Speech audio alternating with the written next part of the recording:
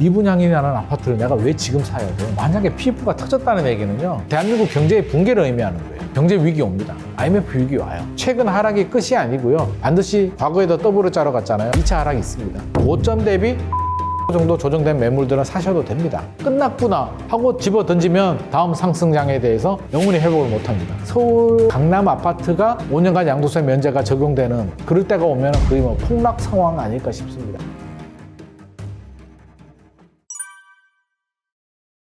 부동산 PF 대출 130조 원. 와우. 몇 달 전에 115조였는데 늘어났습니다. 증권사 연체율 두 자릿수 나왔는데, 자, 이게 왜 문제냐면 이게 가장 내관이 되죠. 아마 정부, 국토부가 걱정하는 부분은 이 부분이에요. 사실은 다주택자들을 살리기 위해서 123 대책이 나왔다. 강남 3구, 용산구 빼고 풀어주고요. 무순위 청약 규제 풀어주고요. 전매 제한 풀어주고 막 풀어줬잖아요. 실거주 의무는 국회 통과가 안 됐지만 풀어준다라고 했고, 대출도 좀 완화해주고, 특례보금자리 나오고, 누구를 위해서? 명분이야 뭐 실소유자들을 위해서 뭐 하지만 경착륙을 막기 위해서. 왜 경착륙을 막아야 될까요? 왜 경착륙을 막아야 되지? 정부가? 집값 그렇게 올랐는데 더 떨어지게 내버려 두지? 그 이유가 바로 PF 대출에 있죠. 정부가 걱정하는 거는 경제예요. 경제. 근데 PF 대출이 뭐냐, 그 메커니즘을 좀 알아야 되는데, 한 2달 전이었나요? 울산광역시에서 대우건설이 440억을 포기하고 시공권을 포기하는 사태가 있었어요. 그게 이게 맞물리는데, 이제 예를 들자면 그거죠. 우리가 시행사 입장, 제가 시행사라면 땅을 살 때 내 돈으로 사지 않아요. 땅이 1,000억이라고 쳐요. 내가 1,000억이 없지. 1,000억을 현금 가지고 있는 시행사가 어디 있어요? 별로 없단 말이에요. 그러면 100억 정도는 마련할 수 있어요. 자, 내가 100억을 내고 은행에 돈을 빌려요. 담보대출, 토지로 담보대출을. 근데 토지가 1,000억 가치가 아니야. 그러니까 대출이 1,000억까지 안 나와요. 1,000억짜리 토지인데 대출은 그렇게 안 나와. 그럼 한 400 몇십억 나와요. 받았죠? 나머지 부족한 부분은 어떻게 할 거야? 그 시공사, 대형 건설사들이 연대 보증을 해서 돈을 또 받는단 말이에요. 그렇죠? 브릿지론을 받는단 말이에요. 그래서 브릿지론이 뭐냐면 땅을 사야 PF 대출이 나오잖아요. 프로젝트 파이낸싱을 하기 때문에 PF로 넘어가는 다리를 브릿지라고 하거든요. 그래서 브릿지론 대출을 받아요. 그래서 대우건설이 연대 보증을 한 거죠. 그래, 440억은 우리가 보증해 줄게. 왜? 그동안 사업이 잘 되면 얼마나 좋아. 그냥 짓고 분양 완판되면 그냥 돈 받아가면 되니까 굉장히 좋은데 시장이 안 좋아지죠. 2022년 1월까지만 해도 괜찮았는데 12월에 금리 오르면서 집값 폭락하고 미분양 폭증하잖아요. 제 기억으로는 그 당시 울산광역시가 2022년 작년 1월에 미분양이 300 몇 개, 357개인가 뭐 그 정도였어요. 자, 1년 딱 지나니까 12월 되니까 미분양이 3,500인가 3,700인가 그 정도 10배 정도 늘어나요. 1월 되니까 4,000으로 넘어요. 자, 미분양이 어떤 의미냐면요. 이 선분양 제도잖아요. 우리나라는 건설회사들이 자, 땅을 사죠. 브릿지론을 받아서 땅을 사고요. 금융권에 PF 대출을 받아서 이제 해요. 그래서 분양을 하잖아요. 분양을 하면 계약금 받죠? 중도금 받죠? 받은 돈으로 지으면 돼요. 짓고 나서 잔금 받고 끝. 남는 돈이 있겠죠. 분명히 돈이 남죠. 남는 돈 수익 가져가고 PF 대출 상환하고 그 시공사 돈 주고 끝. 굉장히 해피한데 문제는 전제 조건은 뭐냐면 분양이 됐을 때. 분양이 안 되면 돈 들어올 구멍이 없어. 다 대출이에요. 파산이야. 근데 PF 대출을 받아. PF 대출이 뭐냐면 프로젝트를 대상으로 담보가 없어. 프로젝트에 돈을 빌려주는 거예요. 그러니까 제가 아파트 있는데 대출을 받으면 은행이 근저당권을 잡죠. 왜? 불안하니까. 네가 돈 안 갚으면 나 너 아파트 근저당 잡은 거 경매에 넘겨버린다? 안전하니까. 물건을 잡고 하는데 프로젝트에다 건단 말이에요. 자, 프로젝트에다 걸면 담보가 아니에요. 그러니까 금리가 높지. 담보대출 받으면 예를 들자면 뭐 금리가 3%, 4%, 5% 정도인데 PF로 하면은 금리가 10%. 그러니까 대우건설도 금리가 낮았을 때는 이게 5.7%였단 말이에요. 1월에는 5.7%인데 12월 되니까 10%까지 가요. 그러면 분양도 안 되는데 금리는 올라가. 답이 안 나오지. 그러니까 포기를 하는 거고요. 자, 대출해준 금융회사 입장에서 생각을 해보자고요. 돈을 해줬어요. 몇백억이든 몇천억이든 해줬어. 1,000억. 아마 울산 같은 경우는 원래 1,000억이었다가 1,300억으로 늘어나서 이제 포기를 했는데, 자, 1,000억 원을 빌려줬다고 합시다. 미분양이 발생해요. 대규모 미분양이. 돈을 어떻게 회수해요? 자, 미분양을 빨리 소진시켜야 되는데 빨리 되지도 않아. 미분양을 소진시키려면 할인 분양해야 되죠. 할인 분양하면 수익이 줄어들어. 손실이에요. 그래도 땡 처리해야 돼. 왜? 묶여버리니까. 자, 시행사 부도나죠. 시행사 부도나면 돈을 어디서 받아요? 그게 땡 처리해야 되는데 땡 처리하면 10% 할인해줘가지고 되나? 최악의 경우는 50% 이렇게 헐값에 반토막 해가지고 제발 가지고 가. 막 뒤로 막 해서. 왜? 그거라도 건져야 되니까. 그래서 PF 대출 연체액이 커지게 되면 문제가 굉장히 심각하고요. PF 대출 누가 해줬냐면 1금융권 안 해요. 신한은행, 국민은행, 우리은행 이런 은행들 있잖아요. 안 해도 잘 먹고 잘 살아. 걔들은 워낙 신용도가 좋고 인지도가 좋기 때문에 예금도 잘 들어오고 대출도 잘 되고 다 잘 돼요. 자, 증권사들, 보험사들, 새마을금고 이 금융권들은 돈을 많이 벌어야 되는 구조잖아요. PF 대출 같은 경우 금리가 높기 때문에 리스크도 크죠. 사업이 미분양이 크면은 위험한데도 불구하고 그동안의 부동산 시장 분위기가 워낙 좋았기 때문에 땅 짓고 헤엄치기지. 분양만 되면은 리스크가 없어요. 분양이 잘 된다는 전제 조건으로는 리스크가 없는 게 PF 대출이에요. 단 미분양이 나면 그게 리스크인데 설마 미분양이 이렇게 빨리 날까? 2022년 작년 1월만 하더라도 우리가 금리 이렇게 빨리 오를 줄 몰랐잖아요. 파월 의장이 안 올린다고 했다니까 2023년까지 철석같이 믿었죠. 근데 4월부터 가파르게 올려버리니까 모든 스텝이 다 꼬이게 되고요. 지금 굉장히 많이 물려 있는데 자, 우리가 위기가 왔을 때 바로 넘어지나요? 아빠 예를 들어보자. 아빠가 회사에 실직을 해요. 그러면 그날로 가정이 바로 무너지나요? 아니죠. 어떻게든 버텨보려고 아버지는 구직 노력을 하고요. 신용대출도 좀 받겠죠. 생활비가 부족하니까 신용대출도 받고 담보대출 받을 수 있으면 은행에 담보대출도 좀 받고 정 안 되면 친구한테도 빌리고 어떻게든 버텨보려고 노력하잖아요. 버티는데 3개월 지나고요. 6개월 지나고요. 1년 지나도 가장이 구직을 못해. 설상가상으로 엄마도 회사를 그만두게 돼. 이렇게 되면 어떻게 돼요? 넘어지죠. 못 버티고. 넘어지는데 그동안 누적됐던 그런 대출 받았던 부분, 여러 가지 리스크가 동시에 터지면서 파산이 나는 거죠. 자, PF 대출에 묶인 금융사들, 건설사들도 지금 뭐 연대보증해가지고 많이 묶였잖아요. 자, 또 공사는 들어갔는데 공사비 못 받으면 물리는 거잖아요. 지금 그런 사업장들 많거든요. 지금은 버티죠. 대기업들은 뭐 버틸 수도 있어요. 1년 넘어가면 아마 제가 볼 때는 버티다가 넘어지거든요. 그래서 아마 올해도 중소건설사들 아마 부도나는 건설사들 굉장히 많이 나올 거고요. 작년에 대기업도 막 위험했는데 대기업들은 계열사에서 도와주기 때문에 괜찮아요. 괜찮은데 중소건설사도 무너지고 건설사가 무너진다는 얘기는 금융사들이 무너진다는 얘기고요. 금융사들 무너지면 그 돈이 지들 돈이야. 결국 우리 세금이고 우리 예금한 돈이고 모든 게 무너지고 금융, 경제 시스템이 무너지기 때문에 왜 1.3 대책이 나왔냐 단적으로 말씀드리면 둔촌주공 일변 구하기 우리 이야기 많이 했잖아요. 둔촌주공을 구하려고 한 게 아니라 PF 대출 금융시장을 구하는 거예요. 둔촌주공이 만약에 대규모 미분양 사태가 발생했다. 끝나는 거죠. 왜 끝나냐? 큰형님이잖아요. 영화 같은 거 보면 나오잖아요. 진짜 저 사람이 주인공인 줄 알았는데 영화 시작하자마자 죽어. 그러면 무섭거든. 공포영화는 그렇게 시작하거든요. 믿었던 사람들이 죽어버리면 그때부터 공포가 밀려 들어오는데 마찬가지인 거죠. 둔촌주공이 넘어지게 되면 야, 그 입지 좋은 그렇게 유명한 둔촌주공도 대규모 미분양이네? 대한민국의 모든 투자 심리가 얼어붙으면서 모든 분양 시장이 올스톱. 줄줄이 다 넘어져요. 그래서 둔촌주공 일변 구하기를 한 겁니다. 그 단지 하나만 본다면 아마 안 살렸을 거예요. 근데 지금 그때 분위기가 둔촌주공을 살리지 않으면 연쇄 부도가 장난이 아니기 때문에 국토부는 개입할 수밖에 없었고요. 그래서 지금 또 여전히 불똥이 남아있는데 2월 통계까지 나왔어요. 2월 미분양, 전국 미분양이 7만 5천 호 정도. 1월이 7만 5천 호, 2월이 7만 5천 호, 12월이 6만 8천 호. 가파르게 늘어났죠. 2022년 1월이 아마 2만 몇천 호였어요. 그래서 1년 만에 3배 정도 미분양이 늘어났는데 그러면 미분양 늘어나는 게 결국에는 PF 대출하고 연결이 되는데 얼마면 위험하냐. 과거 사례를 보면 2009년도 글로벌 금융위기 때 16만 호까지 갔었고요. 우리가 어려웠다고 했던 2013년이 7만 호인가 8만 호 정도까지 간 거로 제가 기억이 나거든요. 그때 정부가 개입을 했단 말이에요. 지금 국토부도 아마 이대로 내버려 둘 수는 없어요. 근데 이게 딜레마에 빠지는 게 어설프게 개입하게 되면 비난의 여론이 나오죠. 미분양을 쥐들이 사업하다가 미분양이 물렸는데 또 우리 세금을 투입한다고 여론이 안 좋아지죠. 우리나라 국민 물론 뭐 퍼센테이지는 다를 수 있는데 쉽게 보면 절반은 집 없는 사람, 절반은 집이 있는 사람이잖아요. 50% 집 없는 무주택자들이 그동안 집값이 그렇게 올라가지고 그 서름, 스트레스, 집값 좀 떨어져야 된다고 생각하는데 세금을 투입을 해서 또 미분양을 소진시켜준다고 아마 분노가 폭발할걸요? 그러면 국토부 입장에서는 주저주저 할 수밖에 없죠. 미분양을 해결할 수 있는 방법은 2가지가 있어요. 직접 매입하는 방법. 수유 칸타빌이었나요? 지금 뭐 40% 할인해줘도 지금 미분양 무순위 청약 해결이 안 되고 있거든요. 매입을 해주기는 욕을 먹어. 그럼 2번째 방법이 뭐냐면 세제 혜택을 주는 방법입니다. 저는 이게 가장 유력하다고 보는데 결국에는 시장에서 소화를 시켜줘야 돼요. 미분양을. 자, 근데 시장의 수요자들은 살 마음이 없어. 왜? 굳이? 지금? 미분양이라는 아파트를 내가 왜 지금 사야 돼? 앞으로 더 많이 늘어나고 집값 떨어지게 되면 그때 사도 되는데 절대 살 마음이 없어요. 자, 없다면 뭘 해줘야 될까? 첫 번째 자구 노력, 건설회사. 국토부가 요구하는 게 건설회사 자구 노력이에요. 야, 니들 노력해.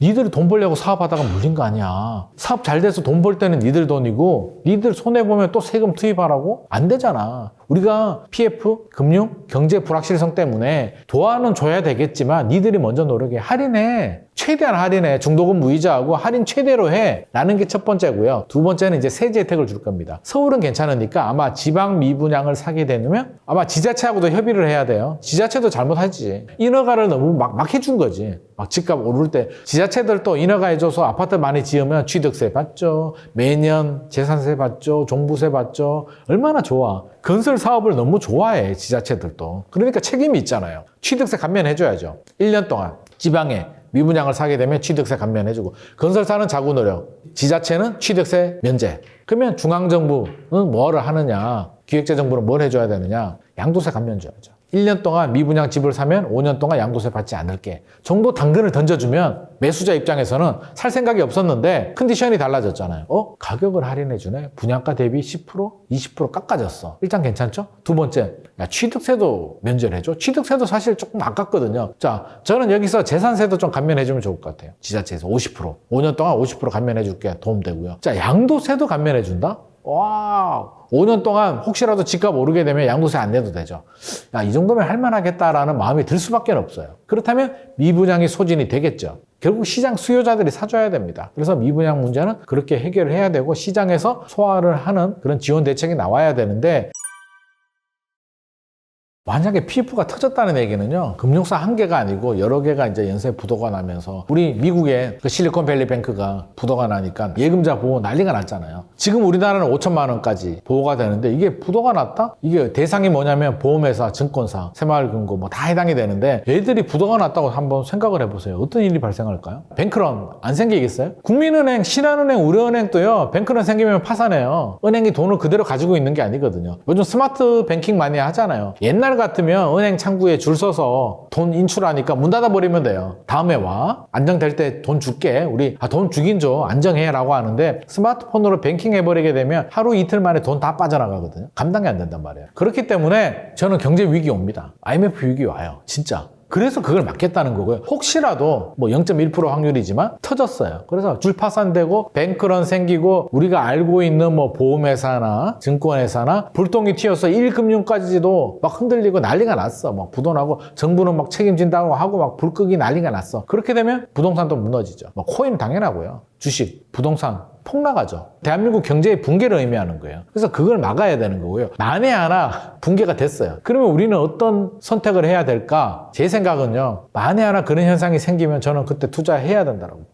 근데 미친놈 아니냐고요? 왜냐면, 자, 현금을 가지고 있다? 뱅크런이 생기고 대한민국 경제가 붕괴가 되는데 원화 가치가 폭락을 할 텐데 그 현금 가지고 있는 게 무슨 의미가 있을까요? 의미가 없어요. 뭐 할 거예요? 그럼 대한민국 망하면 뭐 할 거냐고. 망하면 같이 다 망하는 거잖아요. 저도 망하고요. 다 망해요. 그러면 안 망한다는데 베팅을 해야죠. 어떤 식으로든 극복할 거야. 우리 IMF 외환위기도 극복했잖아요. 어떻게 됐든지 간에 그때는 힘들었지만 극복한다는 게 전제 조건이 되면 어떻게 돼요? 폭락했던 집값이 다시 올라간다는 게 형성이 되죠. 그러면 폭락했을 때 좋은, 예를 들자면 뭐 특정 아파트를 말씀드려서 죄송하지만 뭐 잠실주공 5단지가 뭐 아니면 강남의 아크로 리버파크 이런 아파트들이 30억 40억 막 하다가 폭락하면 뭐 반토막 날 수도 있잖아요. 더 떨어질 수도 있고요. 20억 15억 사. 근데 영문이 망하면 어쩔 수가 없고요. 내가 들어가서 살면 되고, 반등하면은 30억짜리가 10억으로 떨어져서 샀어요. 20억까지는 가지 않겠어요? 회복을 하면? 자, 그런 마음을 가진다면 저는 만에 하나 그런 사태가 나오면 저는 들어가도 괜찮겠다. 왜?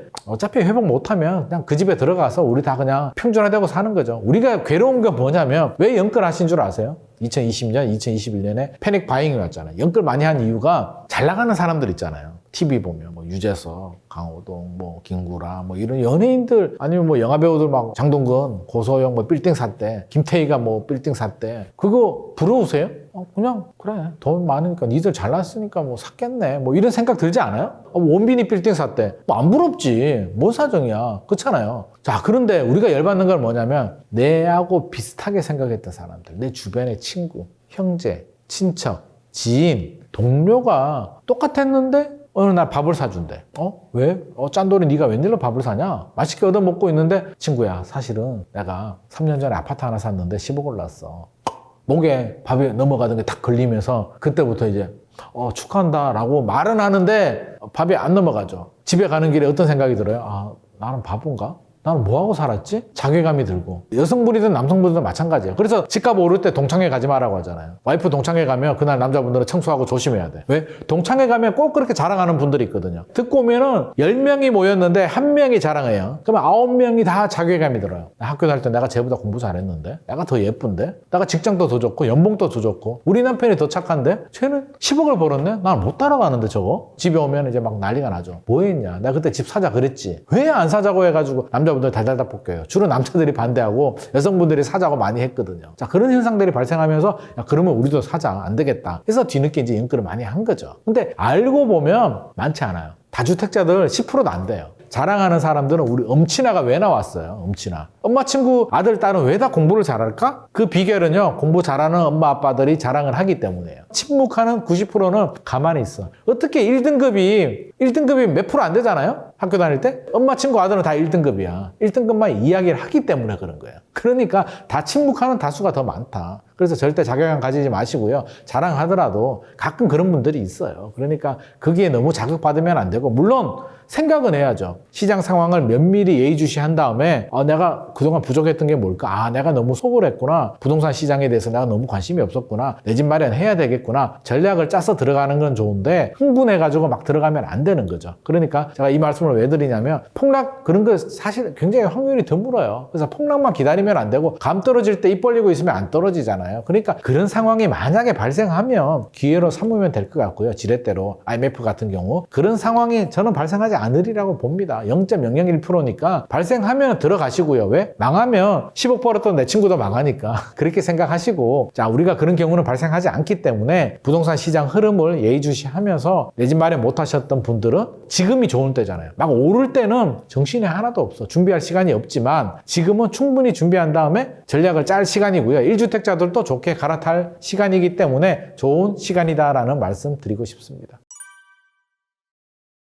저는 불패시나 믿지 않습니다. 없습니다. 제가 없다라고 말씀드리는 게 강남 불패 아니에요. 과거에도 강남 집값 떨어졌어요. 근데 과거에 떨어졌는데 이제 불패라는 건 말이 안 되잖아요. 과거는 미래를 보는 거울이기 때문에 불패 없습니다. 없는데 왜 불패 신화가 만들어지냐면 저수지 이론을 생각해 보세요. 물이 가득 차 있죠? 집값이 올랐다는 얘기죠? 이제 가물어요. 비가 안 와요. 집값이 떨어져요. 그러면 외곽부터 물이 마르죠. 중심지 지역이 물이 남아 있는데 비가 계속 안 와요. 진짜 가물어. 그럼 강바닥 말라버리지. 강남은 늦게 떨어지는 거지 안 떨어지는 게 아니에요. 근데 계속 하락이 지속이 되면 떨어집니다. 그리고 오를 때는 비가 오면 중심지부터 차죠. 그러니까 오를 때는 강남이 먼저 오르는 거고요. 내릴 때는 늦게 떨어지니까 강남 불패 신화가 만들어진 거지. 물론 집값도 비싸기 때문에 폭이 달라요. 같은 10%가 올라도 30억 아파트에 10%면 3억이 오르는 거고요. 10억 아파트가 10% 오르면 1억이 오르는 거기 때문에 우리는 강남은 많이 올라라고 하는데 절대치 자체가 높기 때문에 비율로 따져보면 오르는 퍼센티지는 비슷해요.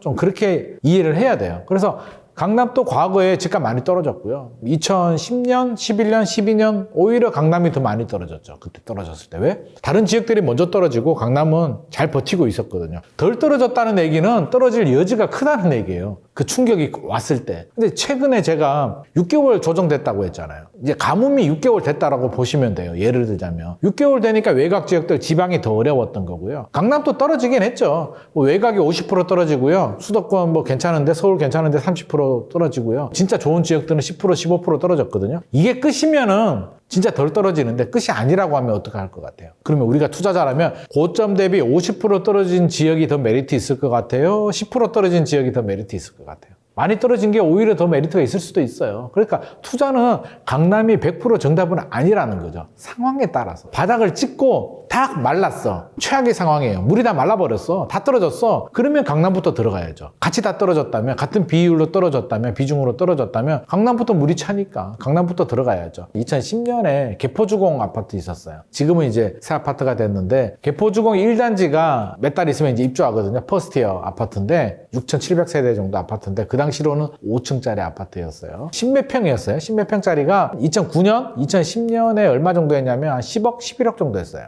그때도 꽤 비싸긴 했죠. 그러다가 2011년에 떨어집니다. 집값이. 그때도 지금 같은 뭐 이런 분위기예요. 이제 올랐다 내렸다 올랐다 내렸다 하는데 2011년에 8억인가? 8억 2천 정도까지 떨어져요. 많이 떨어졌잖아요. 10억, 11억짜리가.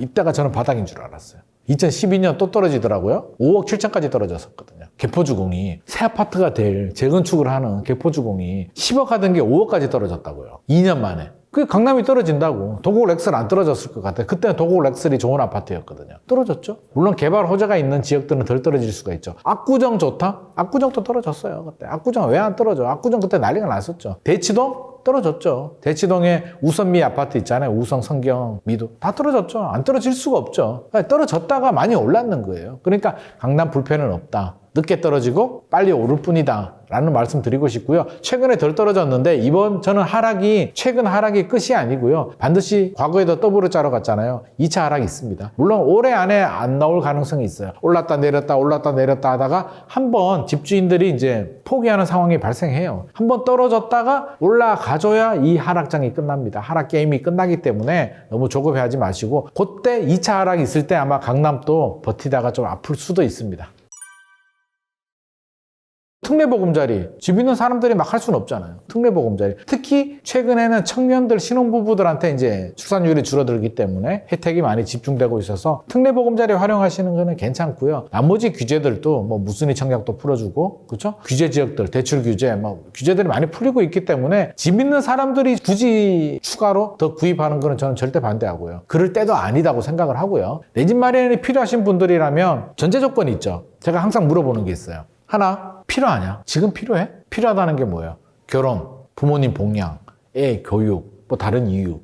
필요하냐? 두 번째, 자금 충분해? 라는 게 전제 조건이라면 2차 하락이 올 수도 있고 안 올 수도 있고 필요한데 무작정 기다릴 수는 없잖아요. 이게 제가 3년이라고 말씀드리지만 3년이 2년이 될 수도 있고요. 3년이 4년이 될 수도 있기 때문에 대략 3년 정도 과거에 비례해보면 예상을 하기 때문에 무작정 기다릴 수는 없기 때문에 자금이 되고 필요하신 분들이라면 내 집 마련해야 되는데 저는 고점 대비 많이 올랐잖아요. 2021년 하반기 시세 기준으로 한 30% 정도 조정된 매물 구입하셔도 괜찮겠다. 소폭 반등하다가 다시 약간 조정될 수도 있거든요. 너무 올랐다 싶으면 살짝 기다려보세요. 또 조정됩니다. 그러니까 너무 따라가야 돼 말아야 돼 너무 고민하지 마시고 기준을 정하세요. 고점 대비 필요하신 분들은 30% 정도 조정된 매물들은 사셔도 됩니다. 샀다가 더 떨어지면 어떻게 해요? 리스크 없는 투자는 없거든요. 더 떨어질 수도 있어요. 자, 2차 하락이 왔을 때 우리가 받아들이는 거는 폭락, 끝, 종말 이런 단어보다 우리는 뭘 생각해야 되냐면 하락장이 이제 끝나가는구나. 이제 상승장이 다가오는구나 라고 우리가 생각을 해야 되거든요. 아직은 아니에요. 2차 하락이 왔을 때는 뭘 해야 된다? 1주택 있는 분들이 던지면 안 되고요. 가지고 가셔야 되고요. 과거에도 똑같았거든요. 2012년, 13년에 많이 팔았어요. 못 견디고.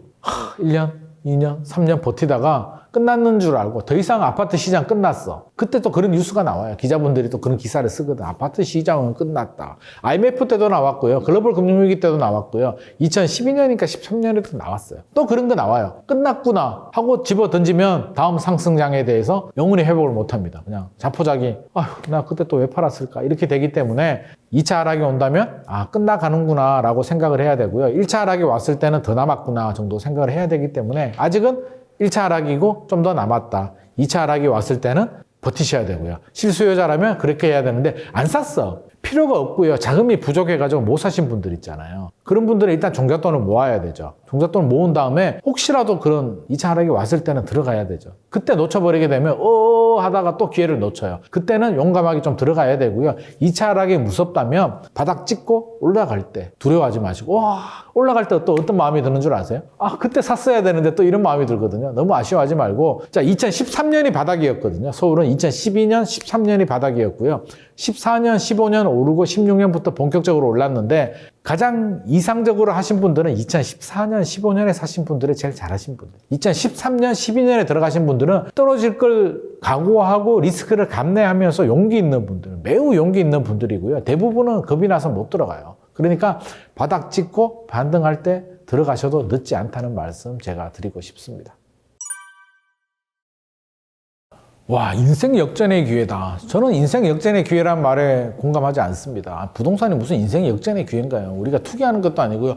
부동산 투자해서 내 인생을 역전시키려고 하지 마세요. 부동산은 그런 용도가 아닙니다. 하나는 내가 내 가족이 안정적으로 거주를 하는 목적이고요. 거주를 안 해도 내 집에 하나 있고 전세를 주고 내가 전세 사는 거는 심리적으로 굉장히 안정을 줘요. 내가, 내 가족이 행복하게 살기 위한 수단이 하나가 저는 내 집 마련이라고 보고요. 그 다음 두 번째가 인플레이션 방어. 남들 오를 때 기본 방어는 해야 되니까. 계속 전세 살면 10억이 7억 4천으로 떨어진다고 했잖아요. 10년 지나면. 못 따라가요. 그러니까 인플레이션 방어를 해야 되는 목적이기 때문에 그렇게 하셔야 되는 거고. 집 한 채 사가지고 무슨 인생 역전을 해요. 그거는 아주 운 좋은 경우. 어쩌다가 뭐 그런 그 무용담 있잖아요. 뭐 몇십 년 전에 뭐 1억 주고 샀는 게 20억이 되고 30억이 되고 지금 그런 시대는 아닙니다. 아니기 때문에 많이 올라야 2배, 3배 오르는데 대출 끼고 사가지고 무슨 인생 역전을 합니까? 그렇지 않고요. 물론 뭐 5주택, 10주택을 집값 떨어졌을 때 사가지고 오르면 인생 역전할 수는 있는데 우리가 잘 알아야 될 게 내 주머니, 내 통장에 들어와야 돈이거든요. 10주택이라서 막 부자 된 것 같죠? 양도세 내고 다 하고 나면 실제로 내 주머니에 그렇게 들어오지도 않아요. 종부세 내고 집값 막 올라갔을 때는 양도세도 중과세 맞잖아요. 팔면은 중과세 두들겨 맞고요. 이제 중과세 없어지면은 집값이 떨어졌다는 얘기거든요. 중과세가 적용이 되지 않더라도 양도세율이 최고 45% 적용되거든요. 그래서 생각처럼 인생 역전? 저는 그런 마인드는 좀 버리고 내가 잘 살기 위해서, 내 가족이 잘 살기 위해서 1주택은 무조건 있어야 되고요. 2주택, 3주택은 이제 옵션이 인데 저는 특히 2030들한테 제가 말씀드리고 싶은 건 길게 남았잖아요. 인생 진짜 길게 남았잖아요. 10년 동안 5년만 투자하는데 5년 동안 2번만 투자해보자고요. 그래서 그중에 한 채 팔 수도 있고 그러면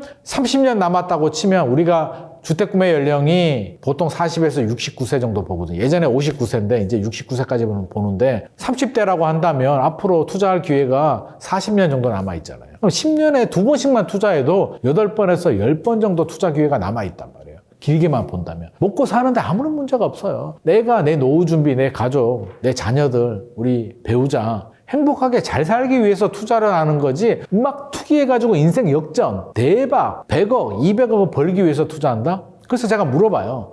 그래서 100억, 200억 벌면 뭐 하실 거예요? 모르겠는데요. 그냥 많이 벌면 좋은 거 아니에요?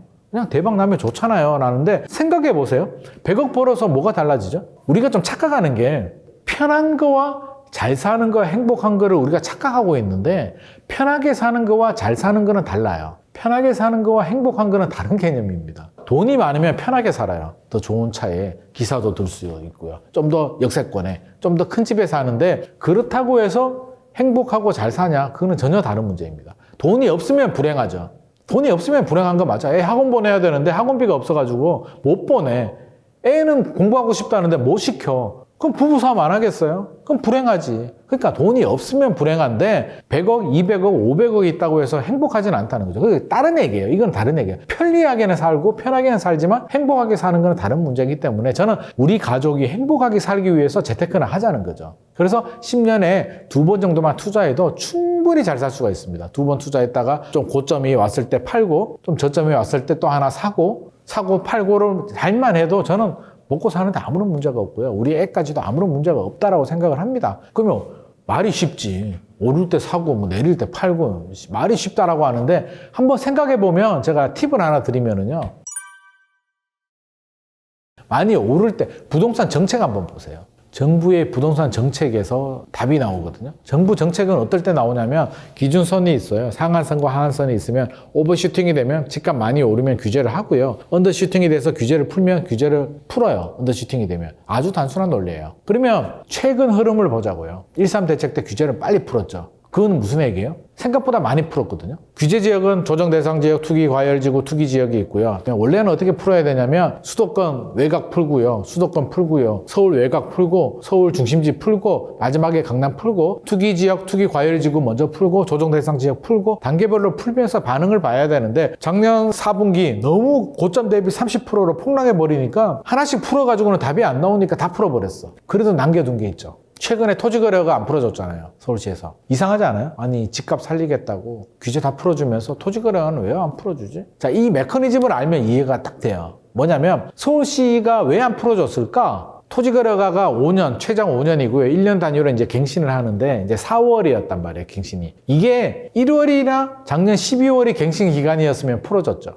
집값이 가파르게 떨어지니까. 지금 기준에서 3월 말, 4월 초에 아마 서울시에서 고민했을 텐데 1.3 대책 나오고 금매물 소화가 되고 거래량 늘어나고 우리 뭐 뉴스 같은 거 보면 나오잖아요. 거래량 늘어나고 뭐 좀 올랐어. 이런 뉴스 나오는데 굳이 지금 서울에 압구정, 목동, 여의도, 성수 토지거래가를 풀어? 좋은 지역을? 그러다가 집값 오르면 누가 욕먹어? 제가 서울시장이면 내가 욕먹는데 풀어줄 이유가 없어요. 왜? 집값이 떨어졌으면 풀어줬겠죠. 안 떨어졌어. 정부는 집값 올리고 싶지도 않고요. 내리고 싶지도 않아요. 솔직한 마음은 정부 마음은요. 아 몰라. 나 바빠. 제발 부동산 나 신경 쓰게 하지 마 좀. 그냥 시냇물처럼 흘러가길 바래요. 솔직히 인플레이션 정도만 올라가길 진짜 바래요. 근데 그게 안 되잖아요. 우리 시장의 심리, 구매 능력, 구매 욕구 뭐 여러 가지 복합적인 노후 준비 뭐 모든 게 결합되기 때문에 올랐다 내렸다 오버슈팅 되고 언더슈팅이 되고 난리도 아니에요. 그러면 규제 정부는 개입을 할 수밖에 없는 그런 아이러니한 상황이기 때문에 토지거래를 안 풀어요. 내년에 풀어줄 수는 있죠. 왜? 이제 내년이 4년 차거든요. 그러면 내년에 총선 또 있고 풀어줄 이유가 좀 생길 수는 있죠. 집값 좀 떨어질 수도 있으면 풀어줄 수도 있어요. 자, 토지거래가 안 풀렸죠. 두 번째, 강남 3구, 용산구 규제제한 안 풀었죠. 왜 안 풀었을까요? 다 풀어주지? 정부는 알죠. 야, 여기가 끝이 아니라는 걸 알죠. 추가 하락되면은 야, 내 가지고 있는 카드 다 줘버리면 다음 경기 나 뭐 하라고. 그러니까 정부는 카드를 가지고 지고 있는 거예요. 강남 3구, 용산구 안 풀어주죠. 나중에 언제 풀어줘? 더 떨어지면. 과거를 가보면은요.